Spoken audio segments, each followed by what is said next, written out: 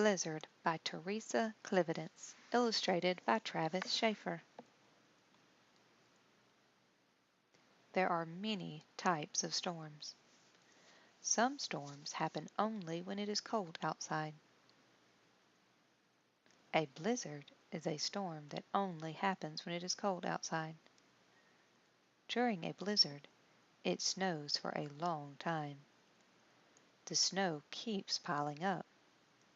Some blizzards can drop as much as 35 inches of snow on the ground. A blizzard has very strong winds. Winds blow over 35 miles per hour. The winds pick up snow and blow it all around. The blowing wind and snow can freeze or knock down electrical wires, causing electricity to be out at homes and stores. When the wind is blowing, the snow is very hard to see. The wind can make big piles of snow. This snow is called a snowdrift. The wind and snow can also cover the roads. It is not safe for anyone to drive during a blizzard.